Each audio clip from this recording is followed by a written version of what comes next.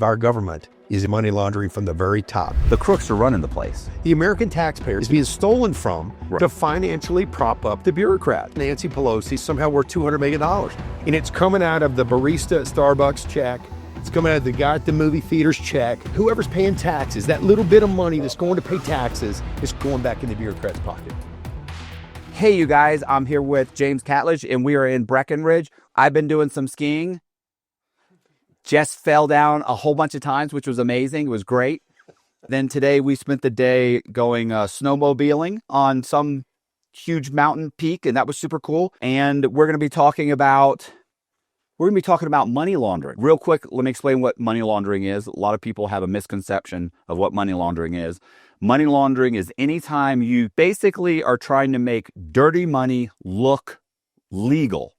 Okay? So cleaning it. Yeah, cleaning it. You sold drugs and you want to be able to get you want to be able to spend that money and be able to prove where that money came from, but you want to be able to prove that it came from a legal means. Right. Now, here's the problem. The government will do things like this. The government will say, in my case, I was charged with money laundering, and I had a fraudulent loan that went through. And then money was wired to a bank, or let's say I even brought a cashier's check or a check, whatever. I put it into a bank. Right then they said, that's it. That's money laundering.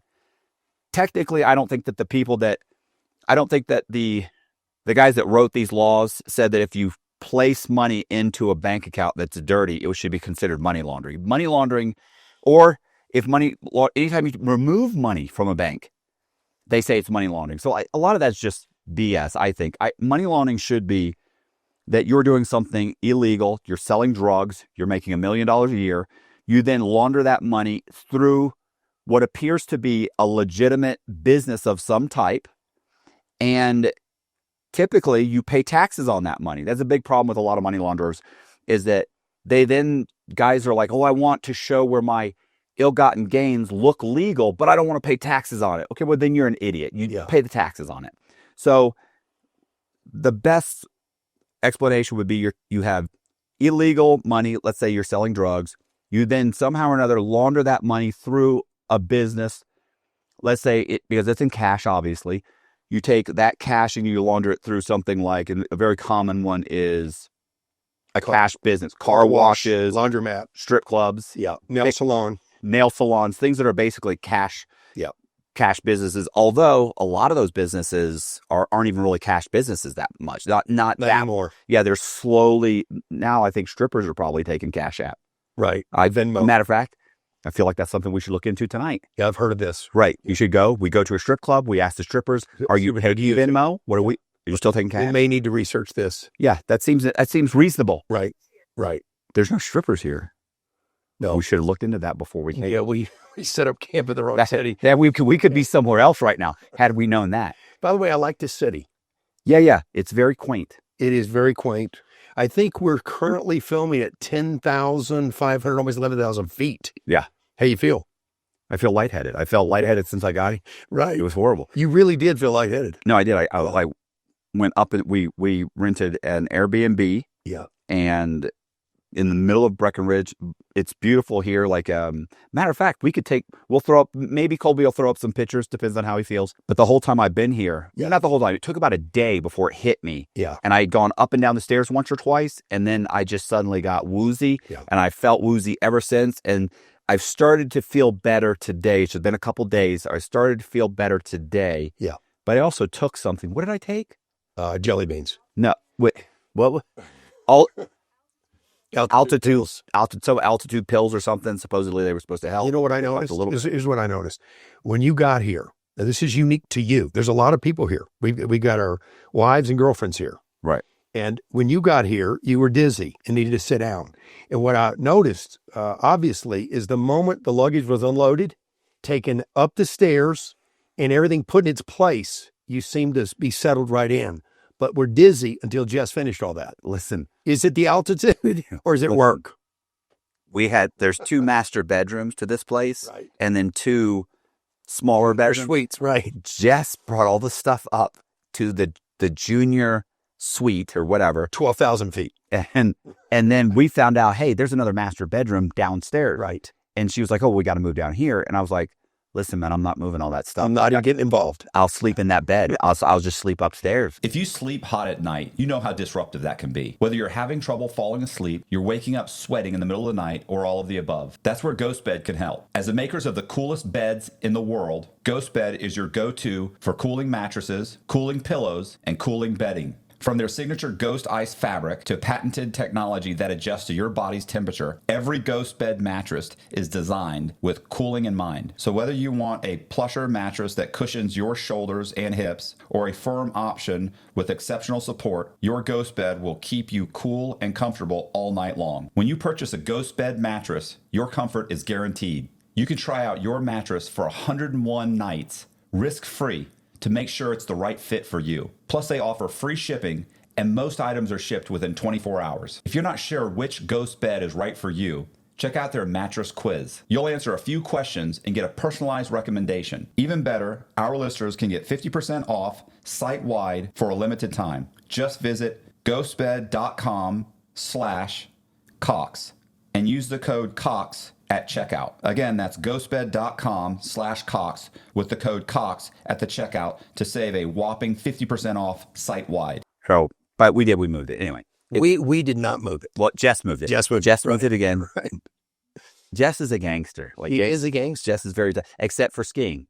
So if you're born in Florida and raised in Okeechobee, you can do a lot of stuff. Right. Skiing ain't one of them. Right. We had to come here to find that out. Listen, and also I'd like to point out, this is the first time I've ever seen my wife have a full-blown temper tantrum.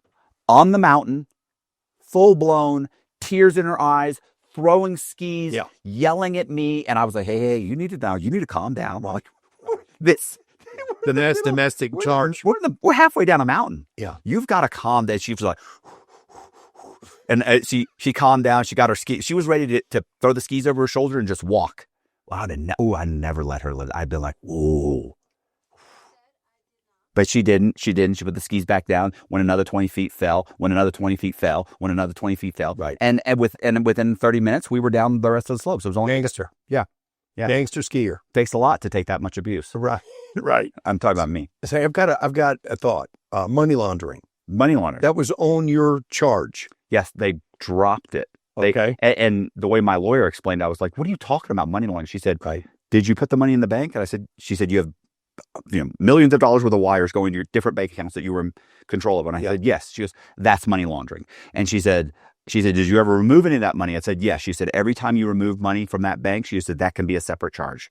Okay. So we know the dirty part. It's the mortgage fraud piece. What are you doing to clean it that makes it money laundering? What's happening to clean it? I mean, you're not really cleaning it, are you? Or maybe I never, you're not trying to clean it. I'm paying taxes on it. And first of all, a lot of these are in my case, I was able to show that these are mortgages or that we were making money on the sale of a property and reinvesting it into another property. Doing repairs. No. Well, no, buying other properties. Okay. So a lot of this, let's say you sell a property for $500,000 and you reinvest that money into a property for $600,000. Yeah. You don't pay taxes on the $500,000. You rolled it over. Right. It's unrealized gains. Yeah. I didn't make that money. I just reinvested it into another piece of property. I didn't spend the money. So that wouldn't be taxes. Correct. But now it's still laundered. Why were they able to give you that charge? I know they dropped it eventually. Right.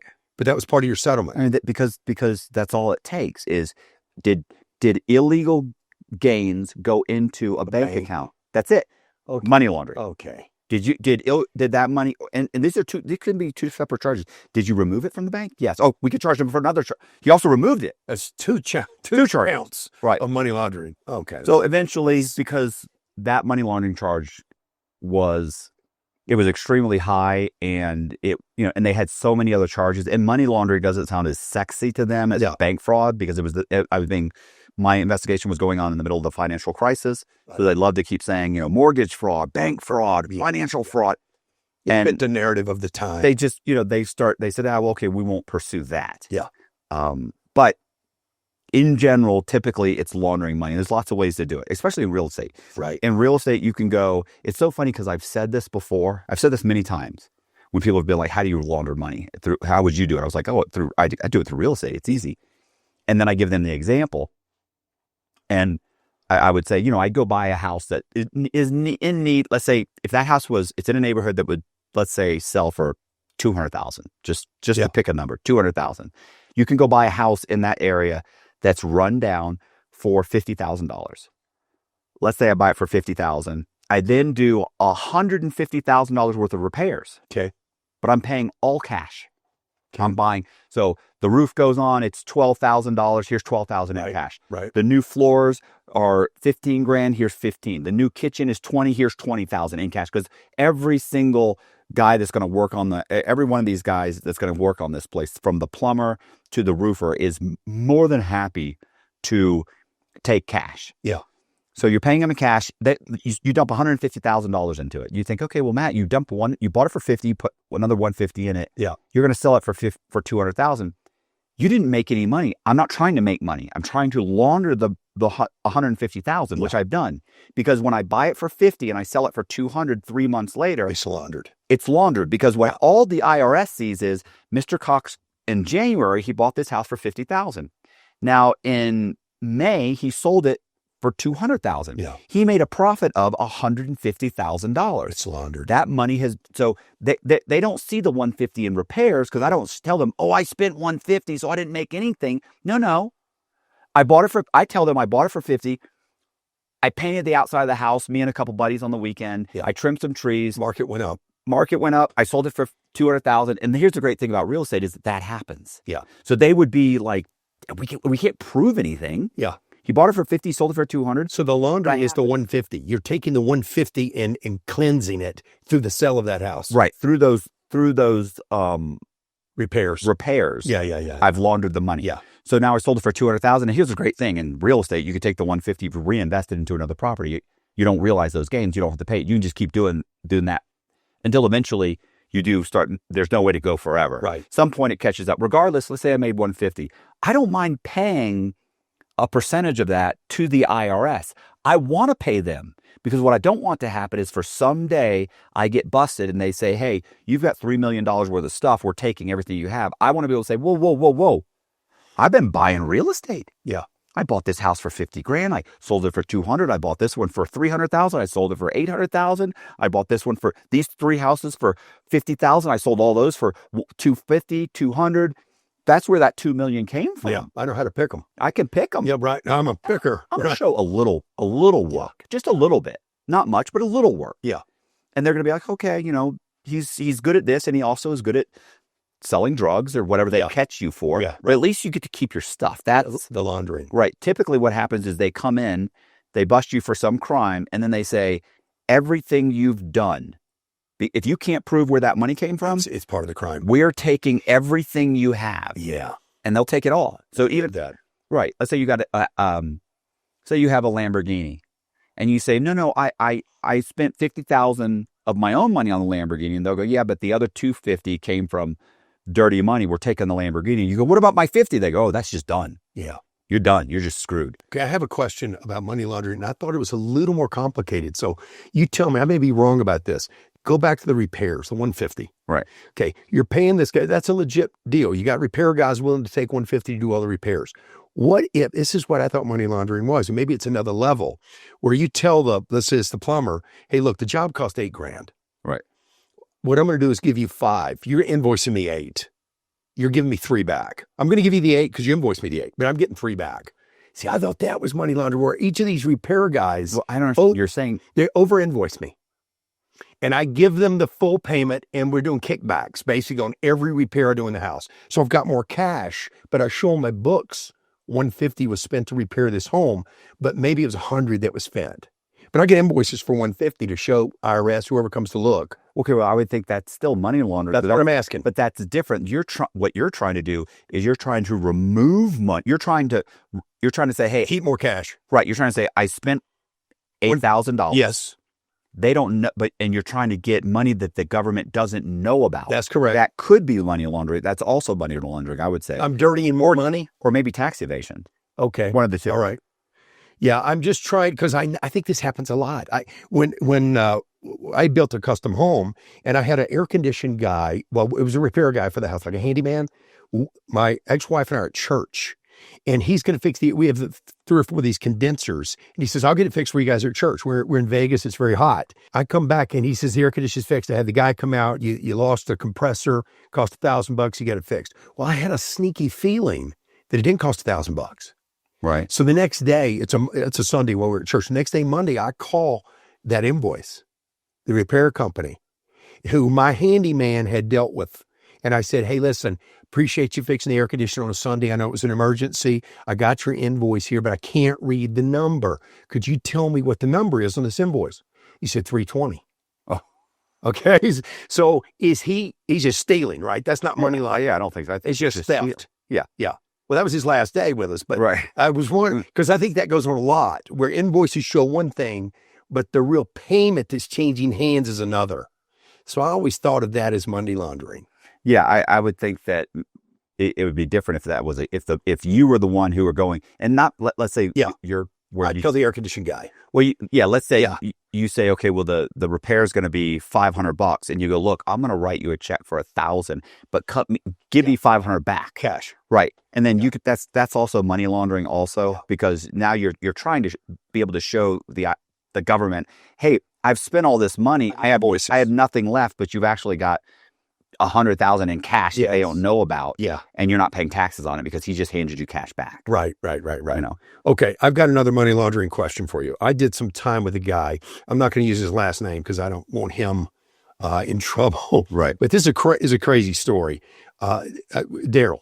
Okay. So Daryl and I are walking the track and he tells me this elaborate story. So he's a white collar guy. He gets arrested. And now he's going to fight his case. Okay. And he spends a lot of years fighting his case. I don't know, 2 or 3 years. And he's got to take care of his family. Right. And so his lawyer basically is wanting to balance all of his accounts, brokerage account, if he's got an overseas account, whatever that balance is. And what Daryl does, and I don't know if this was the advice of his lawyer, I don't know if he just came up with this, and this is what he tells me. I just want to know your opinion on this, if it's even feasible. What Daryl does is he goes to a gold dealer. Okay. And not a pawn shop, but a guy that's doing gold coins or whatever. And he says to the gold dealer, hey, listen, I've got $1.6 million that I need to turn into gold. And the gold dealer tells him, where's the $1.6 million? And he says, well, it's in an overseas bank account. And he says, okay, what you've got to do is you've got to wire that money to my bank account, the gold dealer's bank account. Right. And of course, they're scared to death, right? And but he doesn't have a choice. He's got to kind of get this money out of the banking system. And so he sends the $1.6 million to the gold dealer. As it turns out, that happens to be that's a huge, that's a lot of trust. Right. I mean, in my mind, I'm thinking, do you know this gold dealer? Right. I mean, because to me, he could easily just say, go fuck yourself, because he knows there's something wrong with this money. Sure. Right. It's clearly something's up. And unless Daryl's the kind of guy who's going to show up there with a couple of other guys. Well, Daryl's a legit guy. I mean, I only know him from the inside, so I can't speak for his outside activity, but legit guy on the inside. So he's probably not going to do anything. He's probably just going to think I just lost 1.6. Well, yeah. Yeah, he did, because I kind of asked that question, right? Like, my God, how well do you know this fellow with the gold? And so he tells him, and then he instructs him quite specifically. He says, listen, we can distribute to you Canadian Cougar Ranch, we can do American Gold Eagles, and the Daryl and the gold dealer decide that American Gold Eagles are the most liquid way to deal with gold. Not bars, it's hard to move around with a bar, but liquid. Apparently, they come, and I've seen these before, but they come like in a tube, and I guess there's 20 in a tube, and they're capped, and it's heavy. And so if you can imagine 20 ounces of gold today at $3,000, I mean, geez, we're talking a fortune in a tube. Right. Well, when he does send the money, he ends up wiring the money. Daryl apparently gets a call and says, hey, the wire cleared. I've got the money in the business bank account.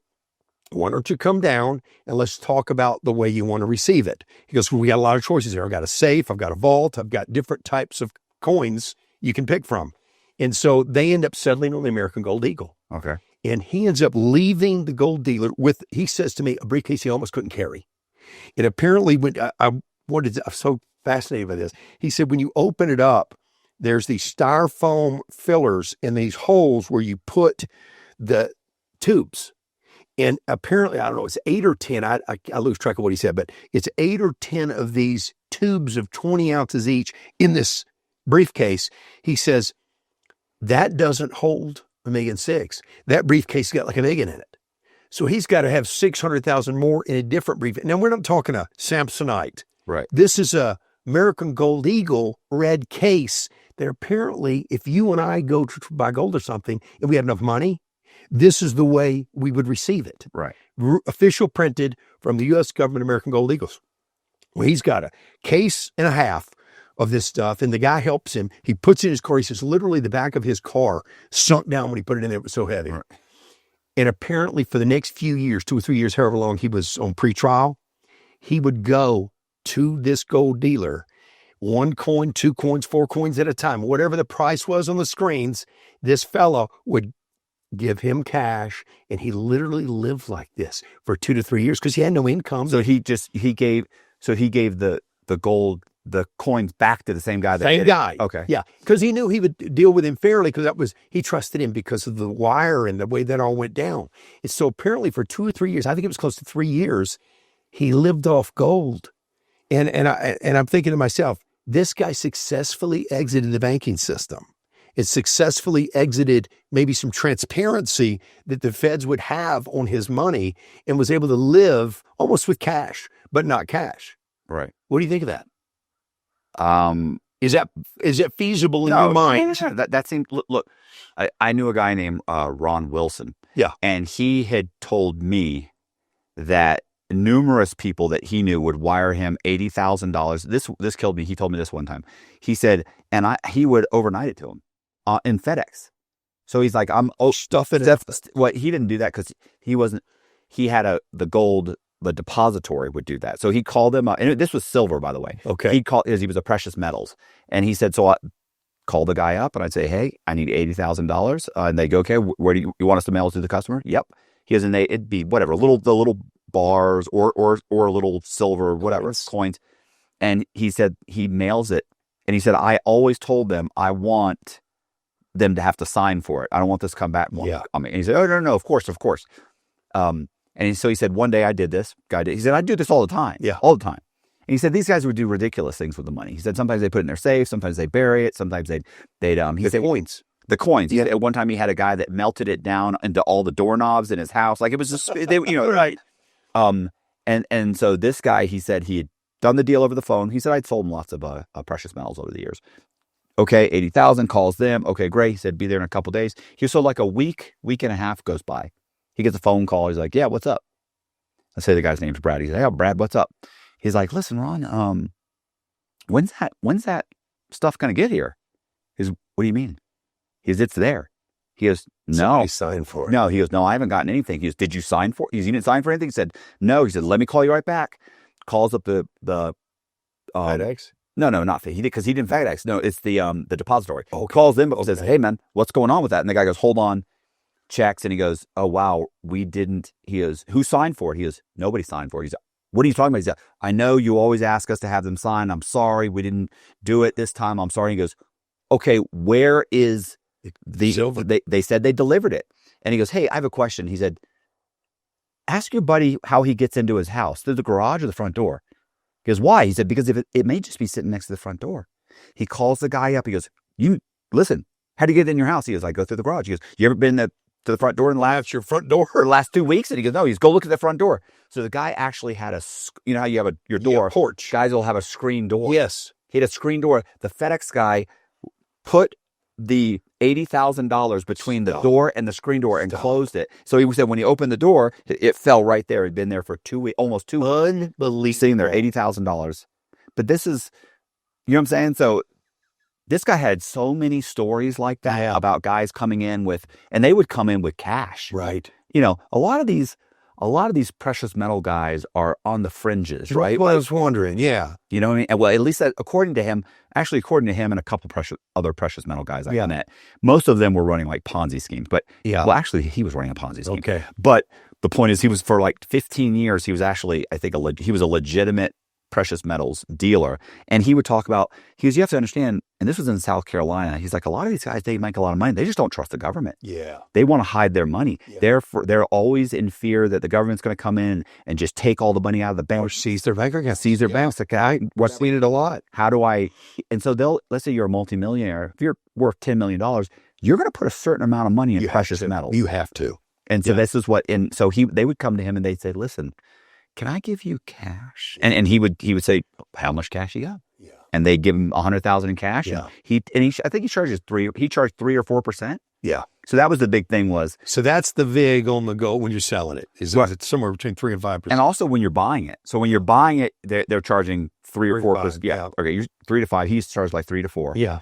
Of course you charge less when you're running a Ponzi scheme, but so he charged like 3 or 4. Coming and going. No, coming and going. That was the whole thing. Yeah. In the end, it's 6 to 8%. You're saying could be 10%. Yes. Yes. But gold's moved up so crazy, man. I mean, we're near 3,000 an ounce now.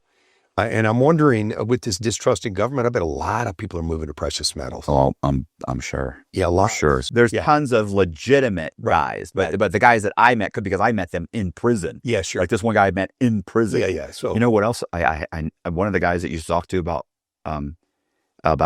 we specifically talked about like money laundering. Yeah, is that his was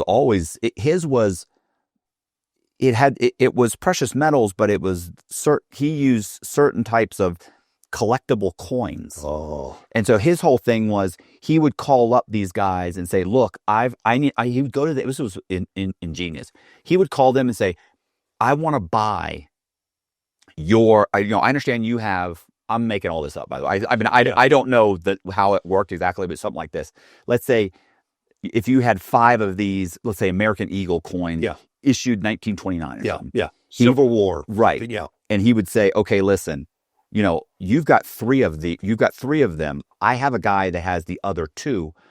I want to buy yours. And then he'd make a lowball offer. And while he's negotiating with this guy, now this guy is like, well, wait a minute, why don't I just buy? They would start saying, why don't I buy these from your guy? Yeah. He would get them all excited. And then he'd have somebody else like call them. Yeah. Like while this is going on, the negotiation is going on over several days. Yeah. Somebody else would call him and say, hey, I've got 2 American Eagle coins. Yeah. From this rare vintage.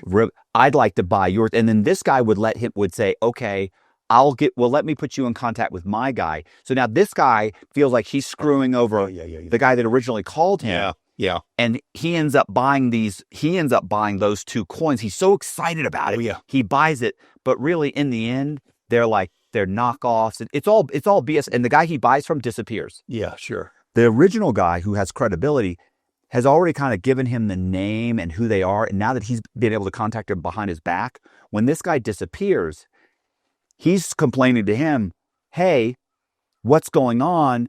He's either going to tell him, he either tells him. He said, a lot of times they just stop talking to me. Sure. Because they're gonna have to go and say, hey, I went around your back and bought those coins from this guy. I got them now. But they're shit. They're sure. He's made up the whole story. No. I'm saying the coins he's gotten are like knockoffs or they're reprints. Or this is all done over the phone. Yeah. They've taken some photos. Right. And he's got some kind of certificate, which is all bullshit. Yeah. But because he thinks this credible guy has already validated it. He thinks he's got screwing him over, and then really he gets screwed up. He sends this guy $20,000. He gets a couple of coins that are worth maybe $500, and then he's furious. Maybe he calls this guy and yells at him a little bit. He's like, "You went behind my back?" Yeah. He's like, "I didn't tell you they were authenticated. I haven't authenticated them yet. Yeah. I'm trying to buy yours and put together a set. I'm not trying to buy his. Right. I haven't authenticated his. Right. He said they were authenticated." Right. And so the guy's like, you trying to screw me over. And he had a whole team. He had like 10 guys doing this for years. Old. And these guys made, I don't know, it was like 12, 14, 15 million dollars over the course of like 2 years before eventually one of the guys, they complained this is a scam because these guys all know each other in the gold market. They all kind of knew each other. Happened to several of them. They contact the FBI. They put together a sting. They bust this guy. Yeah. It's funny, his story real quick. They bust him. In the process of him fighting his case, he ends up getting roped into putting a hit out on the prosecutor. Oh boy. And he pays somebody to whack the prosecutor. And so he really, Wow. the one crime would have been 5 or 10 years. Sure. He was doing 30 when I met him. Yeah. So he really did that. He really did put a hit out on the prosecutor. Yeah, to an FBI agent. Oh my God. You know what I'm saying? The guy that's going to show up to kill the prosecutor is an FBI agent. Okay. Recording it. Right. Because he was being set up by his buddy who was already in prison on the same scam. He's helping him fight his case. He's fighting his case, but his buddy's already done. Wow. So he sets him up and says, listen, if we can get rid of this prosecutor, and I got a guy. Yeah. So he sends in the guy, which is really a setup. They originate the setup, the whole thing. Yeah. It's funny. Like, it's a whole sting that he was doing that got him kind of screwed up. And then he got caught up in a sting. Yeah, right. They bust him. And literally, he thought the prosecutor had been killed. Yeah. And the way they were supposed to kill her, too, like, they were beat her up, like, cut off her.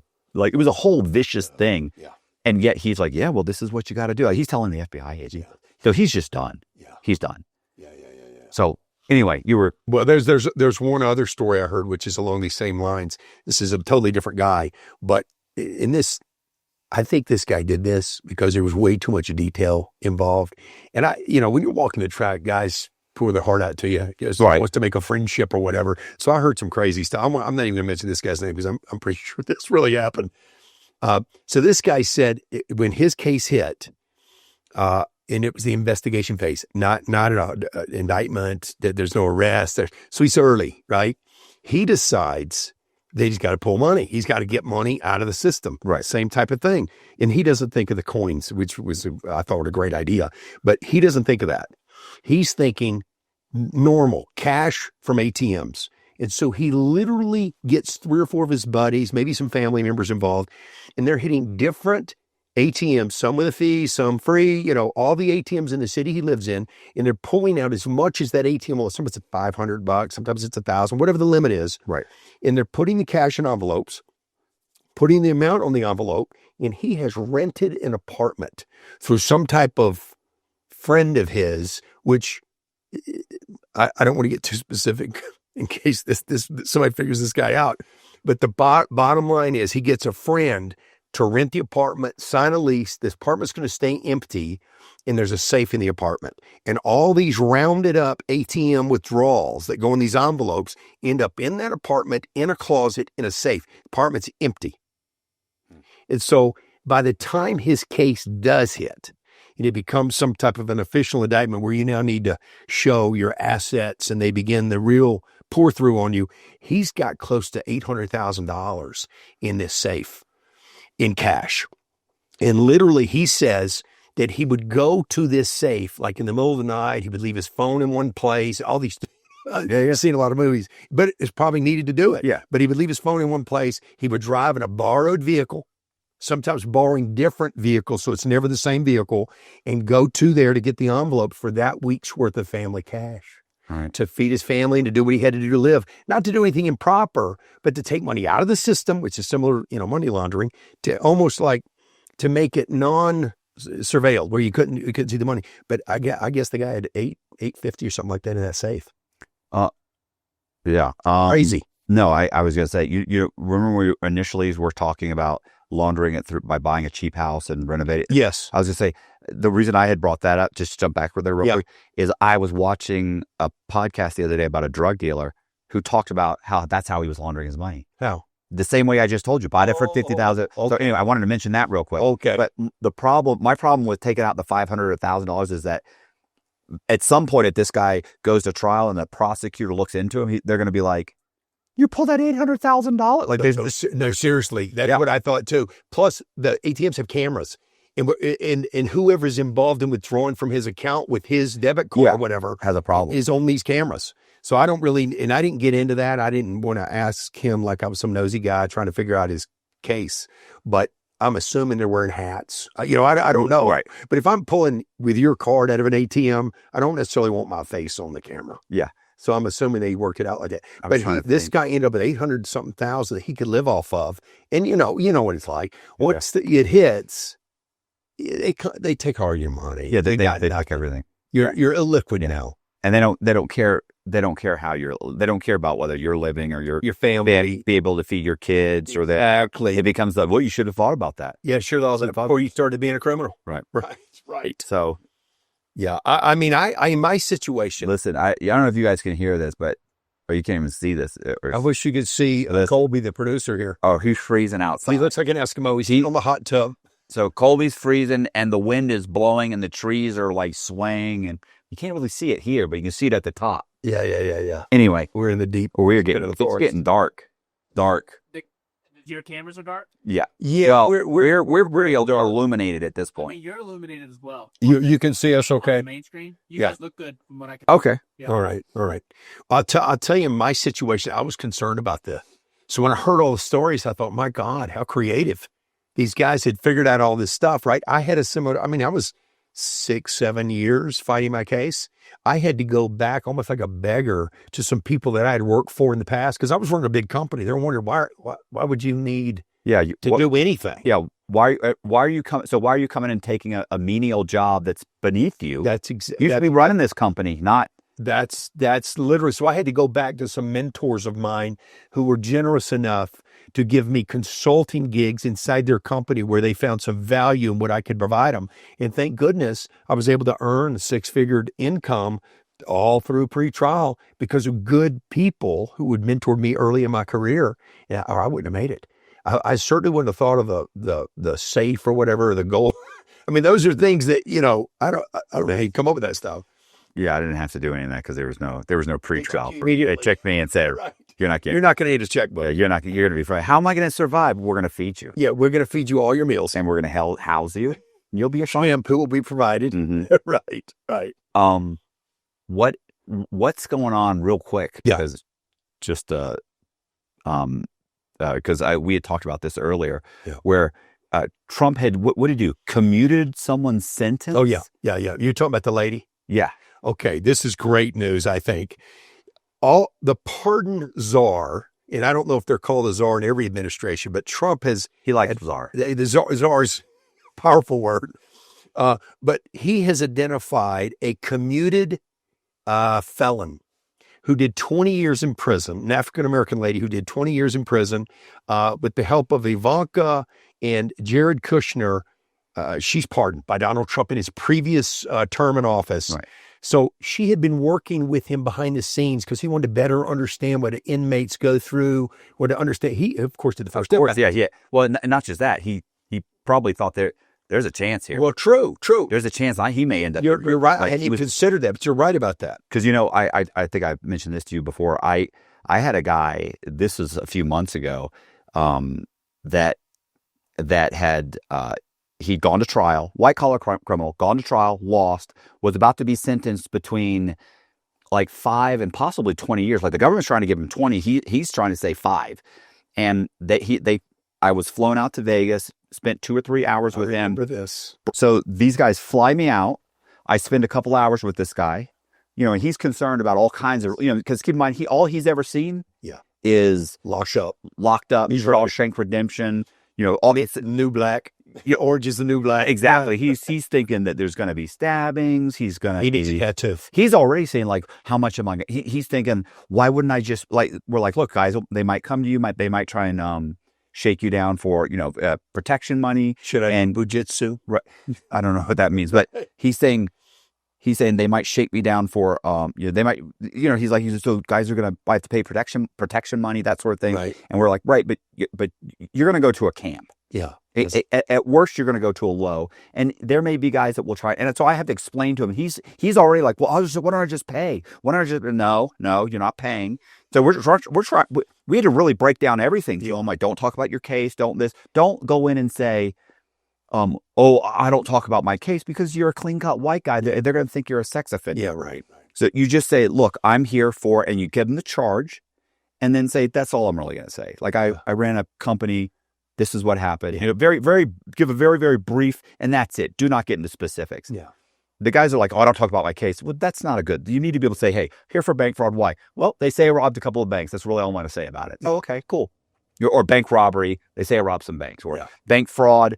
They say I committed fraud. That's all I'm saying. Yeah. So we spend hours with them. So I'm thinking if Trump was talking to this woman, he may have been talking to her like, hey, what if he may be thinking, because you'd be shocked how many high-profile white-collar criminals, not that I think Trump's a white-collar criminal, but right. if he if he had ended up having to go to prison, these guys are concerned. What's it going to be like? Sure. Oh, I did. I was concerned. I sought out help from everybody.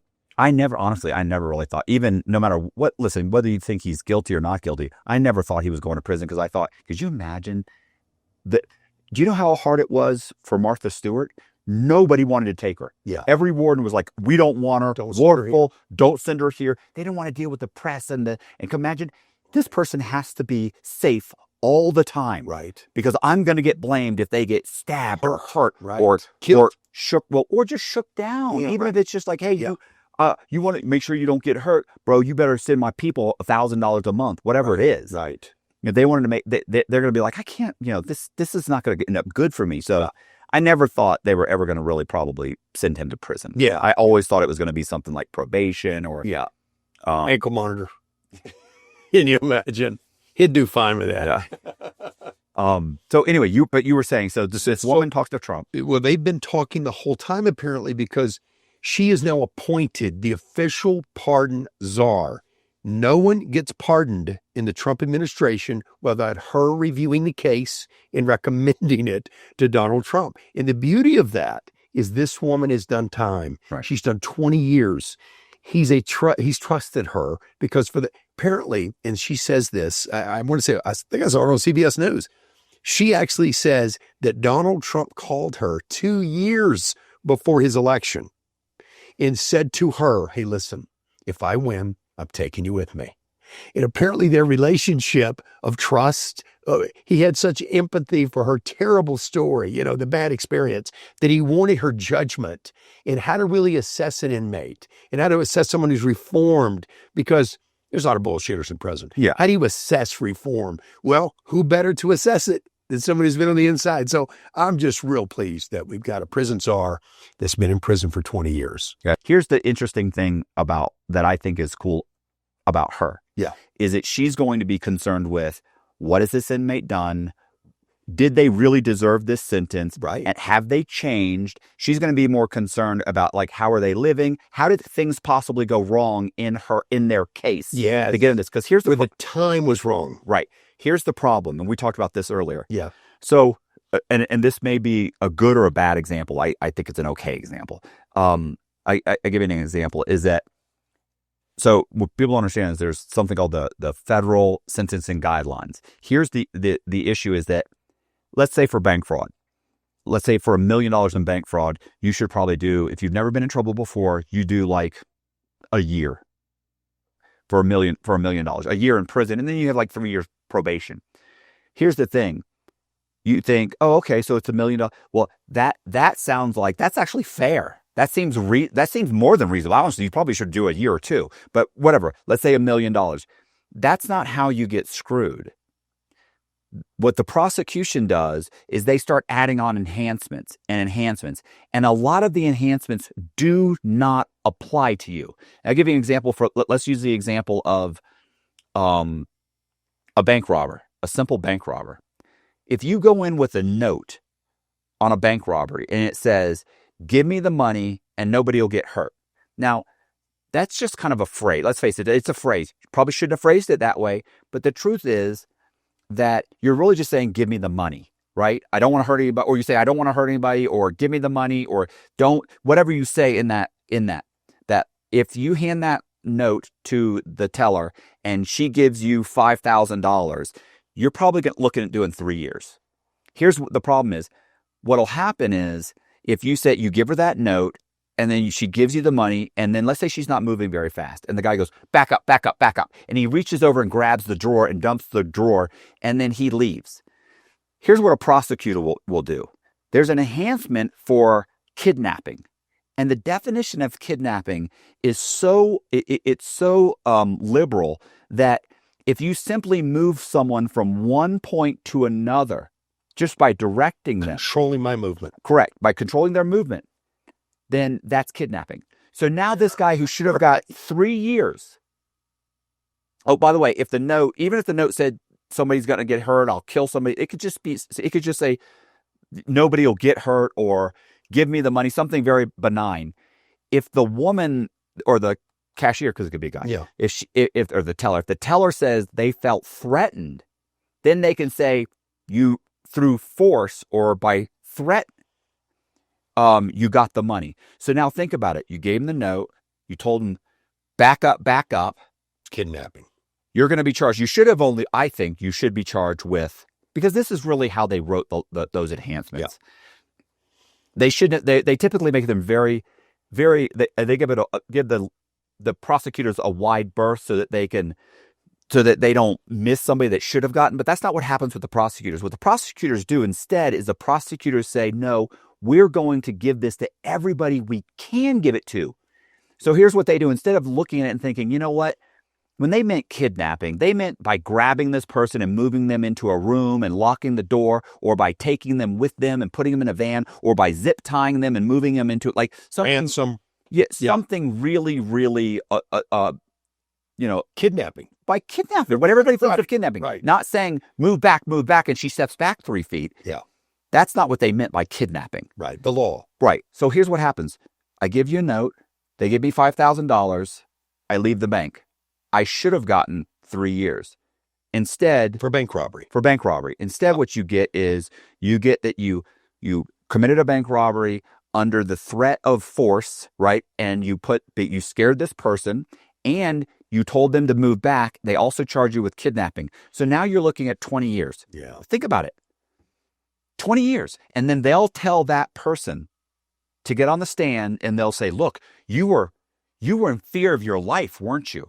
Yeah. We need you to get on the stand. We need you to tell the judge you were in fear of your life, because you were in fear of your life, weren't you? And you know what they say? They're talking to a prosecutor. They go, no, I was scared. Well, we need to make sure you say you were scared. You were in fear of your life. You were afraid of this man. And then he told you to get back, right? He moved you. That constitutes kidnapping. Yeah. We forced you. What we want to make sure, they'll tell them, because otherwise he's going to walk away. Yeah.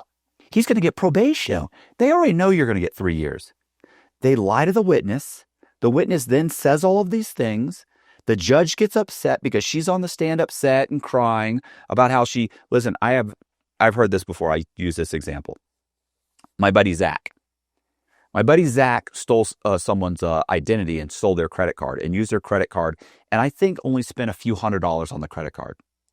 The woman got on the stand and said she was so overwhelmingly upset by the experience that she was pregnant and she had a miscarriage.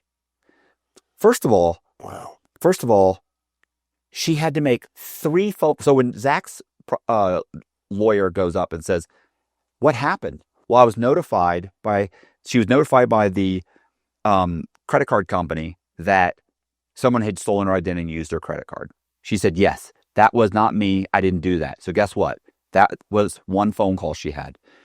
Then once she called back and said, "Are you going to take it off?" They said, "Well, yes, but you have to provide us with a police report." She got the police report. She emailed it to them, called them and said, "Did you get it?" And they said, "Yes, we'll go ahead and take it off." She made 3 phone calls and got the $400 or $500 taken off.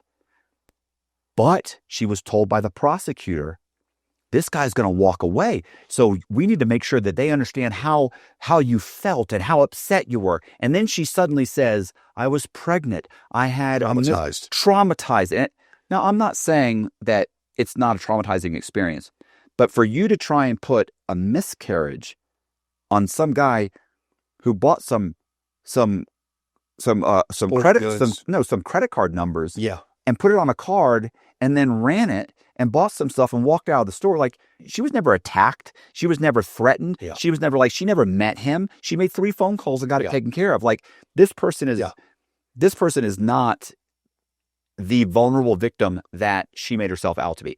And what I'm saying is, it's the same thing with the guy that walked in the bank and he robbed the bank, should have got 3 years, instead he gets 20. Yeah. Those are extreme examples, but they happen all the time. How about the drug dealer whose gun is 15 miles away in his closet? Absolutely. And he's got a gun charge for using a gun in the commission of a crime. Correct. And his gun's at home in his closet. Right. And they'll give him an enhancement and a mandatory minimum of like 10 or 15 years. Why? Because you were in possession of a firearm and you were using that firearm to protect your drugs. My firearm was 15 miles away. In my closet. In my closet. Not involved.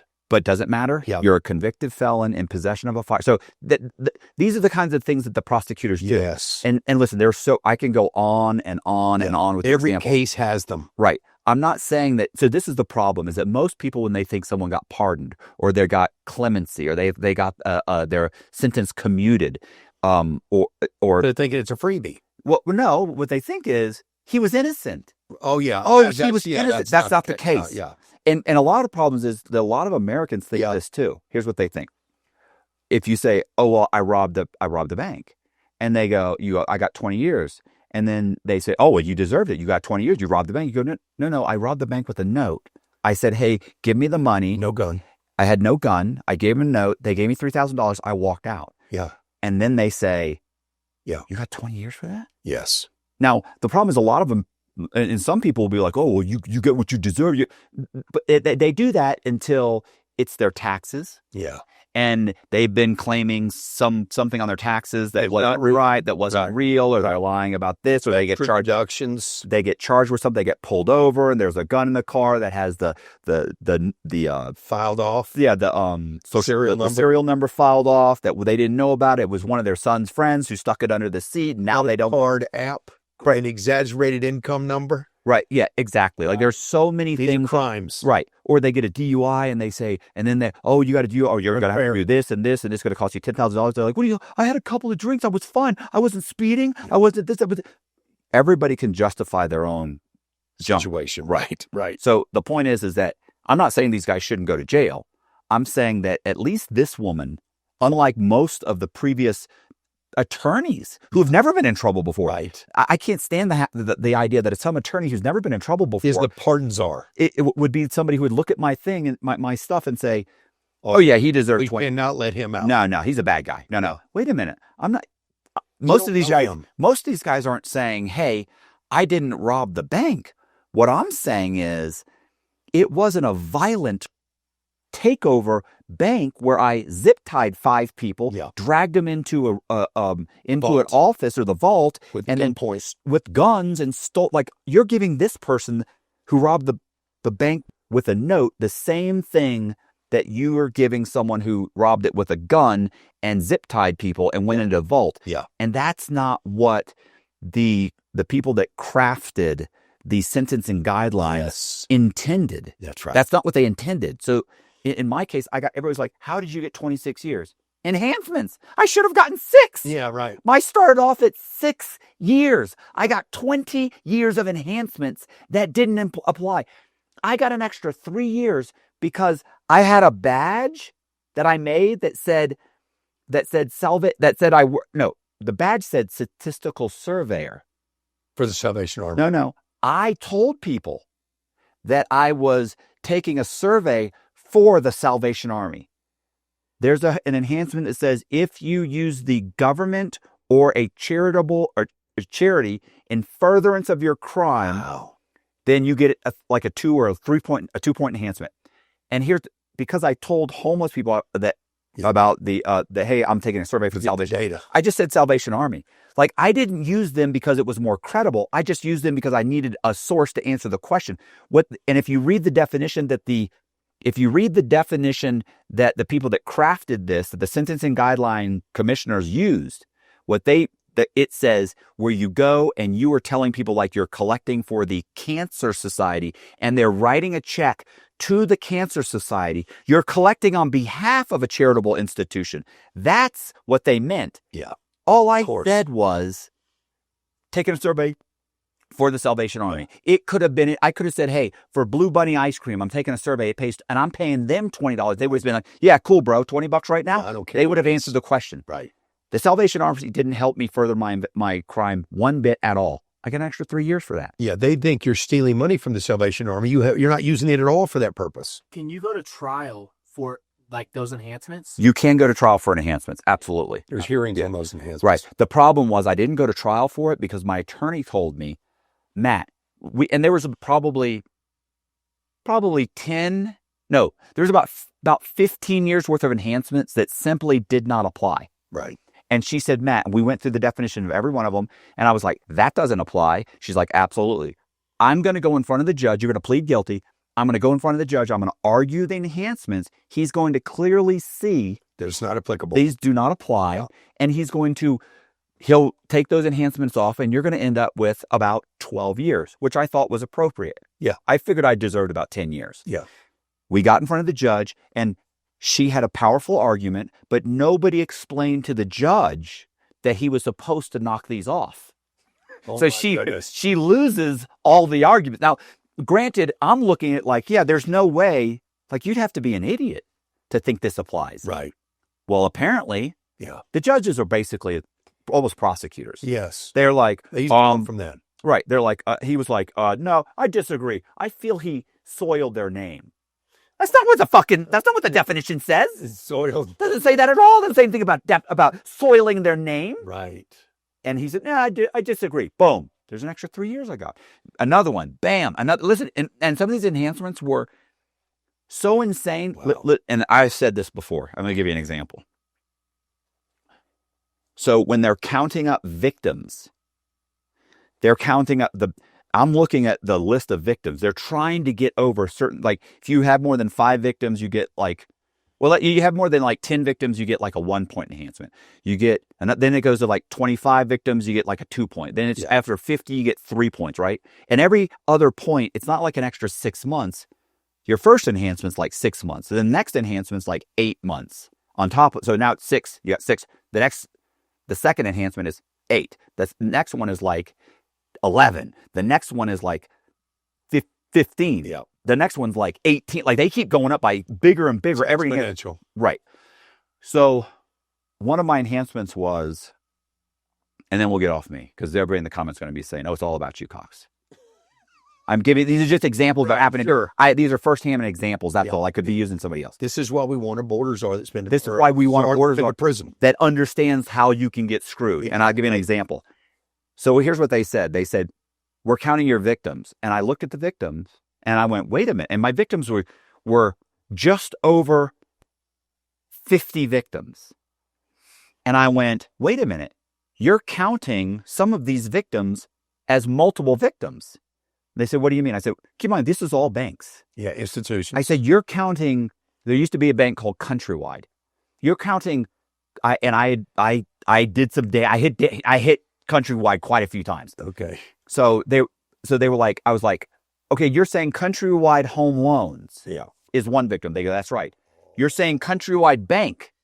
You got another number here for Countrywide Bank. That's another victim. You got Countrywide Financial Institution as another one. Yeah. That's 3. It was actually 4. Same company. Same company. You got 4 different, because there was another one was like Countrywide, like home equity lines of credit. I said, that's 4 different Countrywides, but it's actually just they're all owned by Countrywide Bank. Yeah. It's just one thing. It's Countrywide. And they went, absolutely, that's not the way it works. And my attorney's like, yeah, that's not how it works. It's every institution is a different victim. And I was like, tax ID numbers. right. And I was like, okay. I said, okay, well, that's fine. So then they hit me with an enhancement that said, if you borrow more than $1 million from one financial institution, you get an extra 2-point enhancement. And I looked, I said, okay, well, wait a minute then. Here's the problem. You guys are saying that I borrowed $1.5 million from Countrywide. I said, but guess what? That $1.5 million is spread between all 4 of them. This one's $250,000.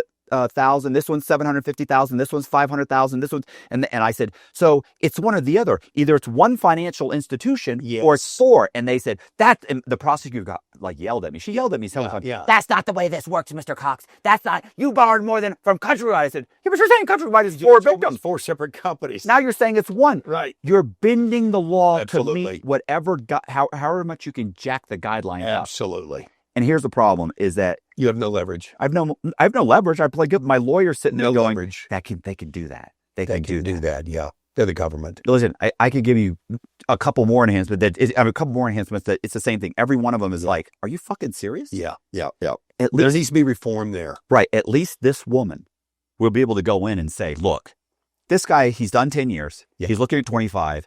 He's not saying he didn't do it. He's not saying he's innocent. I did We're not looking. background on his case. We're not looking for DNA. Yeah. Our problem here is this. He got too much time.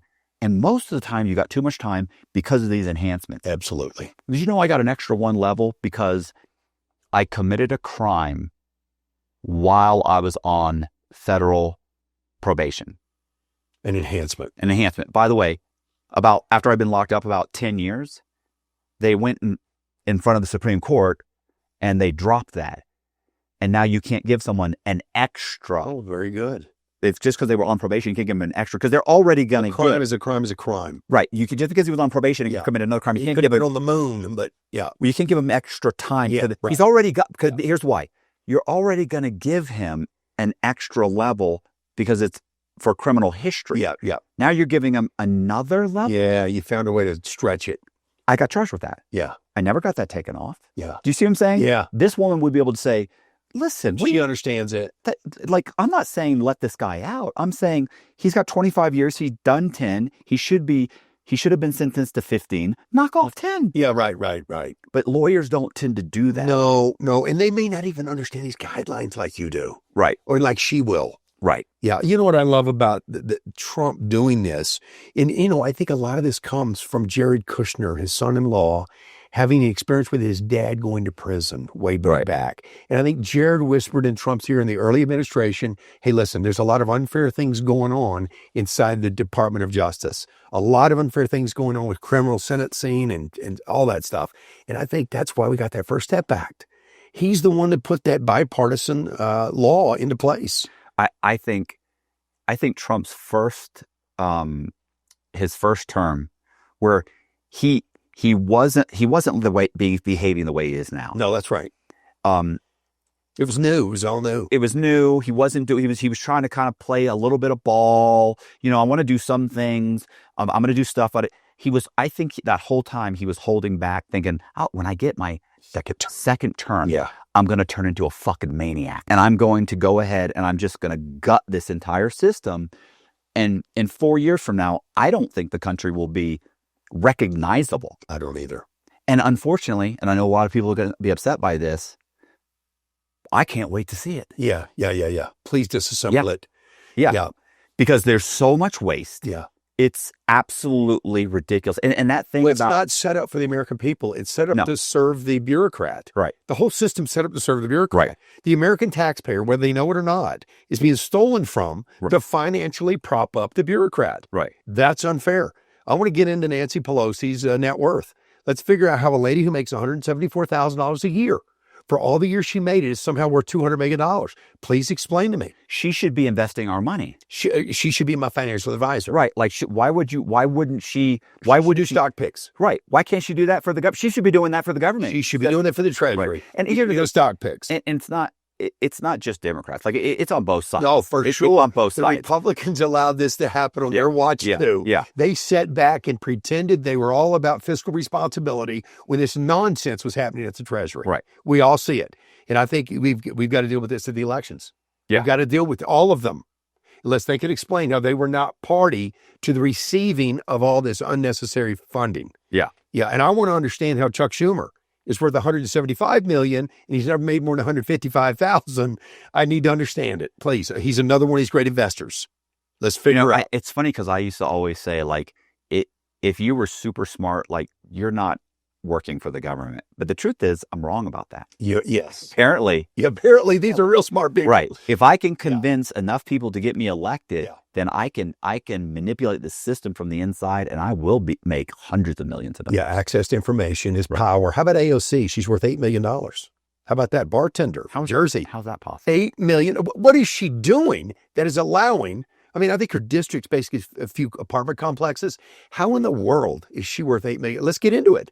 Let's find out. Right. Yeah, let's have some PowerPoints on that. Let's get into it. Let's have some protests on that. So I did, and I'm just naming these three because they've been publicized and we see those numbers. Oh, there's but it's all of them. It's all of them. Yeah, it's all of them. Yeah. It's almost a proud thing to say I'm the poorest guy in Congress. That guy ought to raise his head up right now and say, I am the poorest guy in Congress because apparently I wasn't paying attention to all these boondoggles. You know what the problem with that guy is? That he goes through Congress and he's there for 10 or 15 years or 20 years. And after 15 or 20 years, he goes, you know what? There's no benefit to me to be honest here. These people are being dishonest and they're stealing from their constituents. And there's no recourse. None. Why would I not do the same thing? Yeah. And then that guy, so, if you're surrounded by that corruption, Yes. and listen, I saw that at my mortgage company. Yeah. We were all corrupt. Yeah. There's 12 guys smashing out fraudulent loans, and we get some new guy who didn't know what he was talking about. He didn't really realize this. Here's people who used to ask me this all the time after I went to prison, got out. I do speaking engagements and stuff. People ask me this,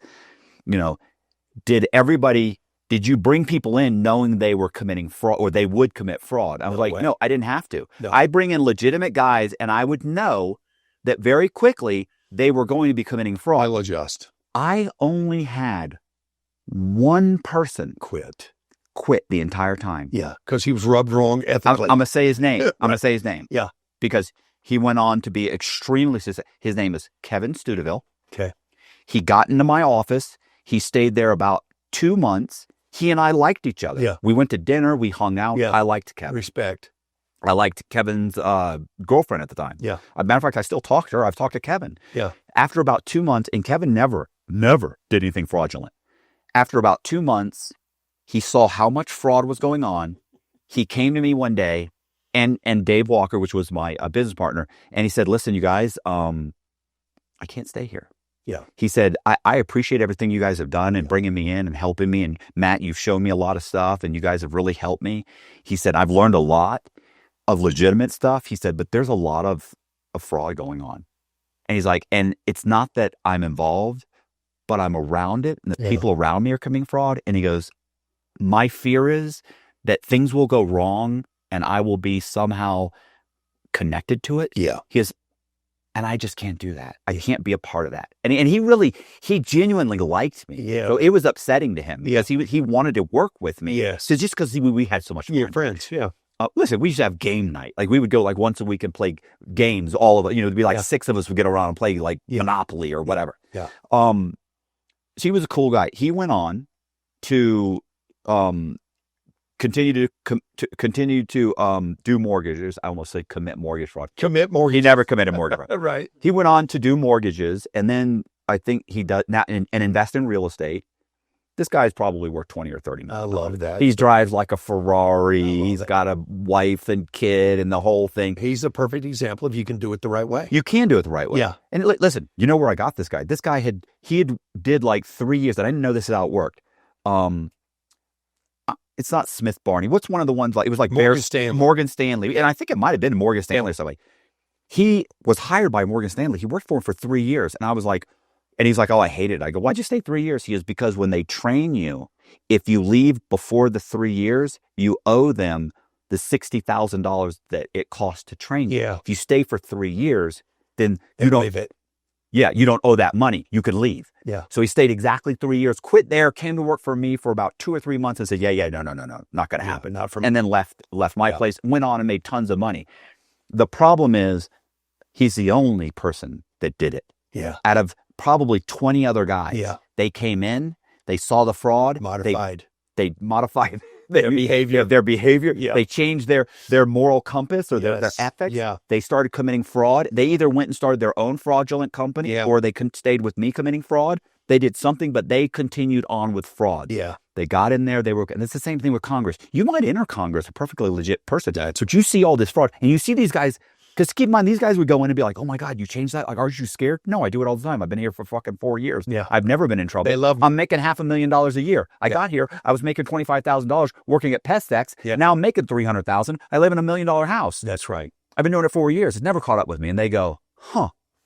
What am I doing? Maybe I'm the idiot. I must be stupid. Yeah, I'm going to the tell idiot you here. I need to make that kind of money. He's doing it. It's foolproof. Yeah. And so they start doing it. And many of the laws are set up to allow them to have inside information and trade on it. And it's not against the law. They're fully fucking of course it is. And they make the laws. And that's why it sits like that. I think this will have to be changed.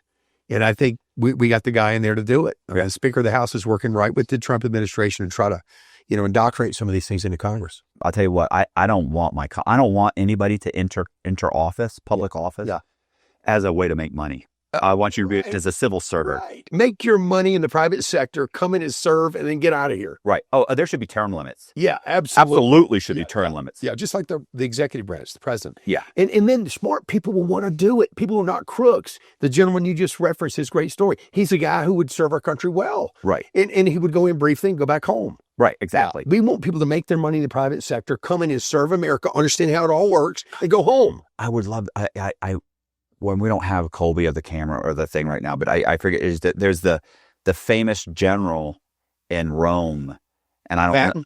know. No, Patton? No, Rome? American Rome. Napoleon? No, Give me the guy. no, I don't know his name. This is back in like with the Colosseum and shit. Listen, it's I'll look it up. So let me tell you the story. I don't know the guy's name. Yeah. It's irrelevant. Okay. The guy was like a general. Okay. He retires. I mean, he's a general. He retires to his farm. He's tending his field. It's a famous story. We'll look it up when we're done. He's tending his field. Rome is in a crisis. Like the Gauls are at the gate or something. I don't know. They're about to be taken over. They come to him, and the what is it? The Roman Legion? No, I'm just trying to help. no. The basically like their Congress, whatever. Okay. I forget. They come to him and they say, "Listen." The senators, the Senate. So the Senate comes to him and says, "Please help us. We need you to lead. We need you to lead our army to defeat the Gauls." Once again, I don't know that it was Gauls. So we need you to lead the army. He says, "The only way I'll lead the army is if you have to give me full control. I can't be passing everything through you."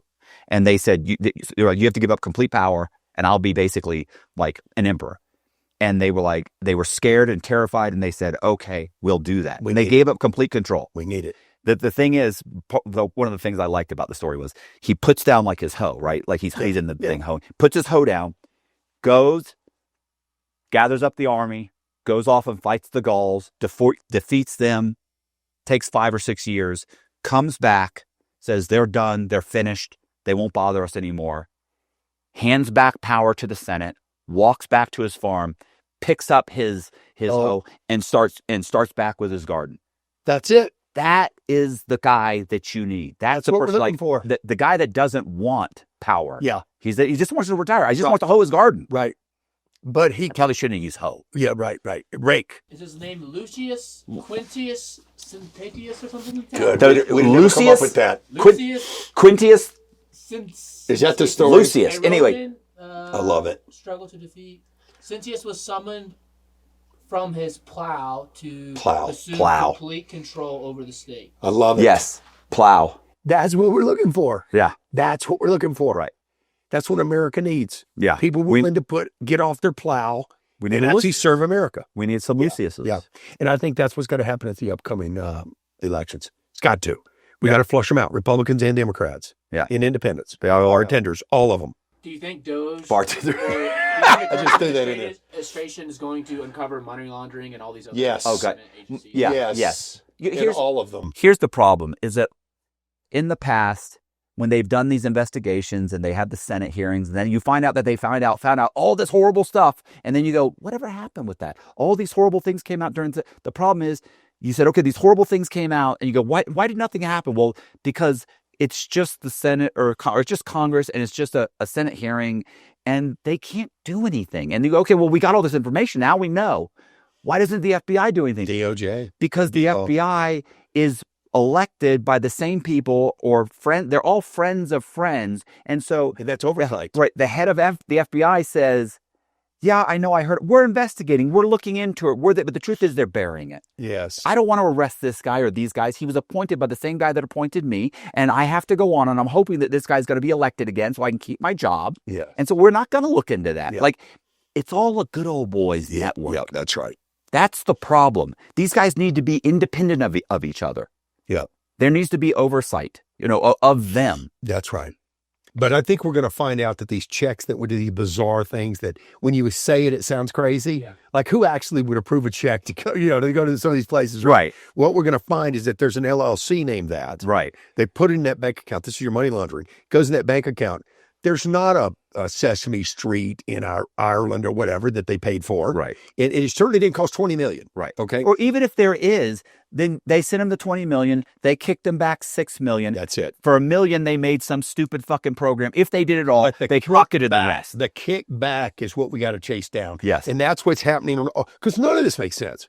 Like, okay, so you want to help get condoms to Bosnia. Okay, fantastic. Okay, for whatever reason you want to send condoms to Bosnia. By the way, they ended up correcting that. It ended up being... Well, they said Hamas, and that was wrong. No, I think it ended up being condoms for... And it was some country in Africa or something. Let's get them the condoms. And the truth is, I don't care where the condoms went. I don't either. 2 million or 4 million or 6 million. Right. I don't give a shit when people need help here. Yeah. And I don't want you sending my taxpayer money to buy condoms for anybody outside of America. Right. Okay. But let's find out. Did we really spend 20 million or 2 million or whatever on condoms? Did we really? Because I got a feeling we may have sent 100,000 from Trojan. Okay. Yeah. I think Trojan donated whatever was necessary to fill the condom void in Africa. Right. And then I think the 20 million somehow got circled back. Yeah. And it's gotten to somebody domestically who was behind the whole idea to get condoms to Africa. That's where we got to chase the money down. And I think that's why we started this episode, Money Laundering,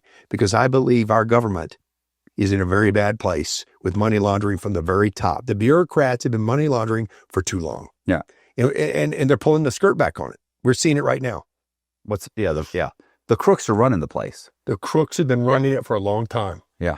And it's coming out of the barista at Starbucks check. It's coming out of the guy at the movie theater's check. It's coming out of our check. Whoever's paying taxes, that little bit of money that's going to pay taxes, is going to all these nonsense places and going back in the bureaucrat's pocket. I believe that's what we're going to uncover. And it's going to be a sad 4 years as we find out our favorite politician, our favorite speaker back there in the White House, our favorite guy, our favorite lady, who we love her speeches, may have been taking some money. I think we're going to find that out. Yeah. Hey, man. You ready? Thank you. All right. Hey. Well, awesome. No problem. Hey, you guys, by the way, James has got a YouTube channel. Please go to his YouTube channel, subscribe.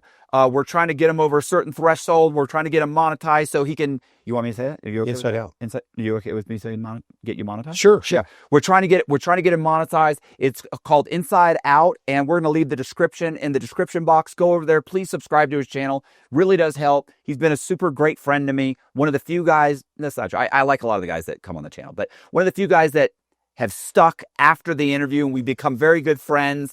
And, great guy, good friend of mine. I really would appreciate if you would go there and subscribe to his channel, even if you never watch it again. Right. But I really appreciate it. It's in the description box. Please do that. Please consider joining our Patreon. And thank you very much. See ya. So you guys walk out of here. Oh, okay. Let's go. Are you okay? Yeah, I'll go first. Watch all those. Yeah. Coming out of the barrel.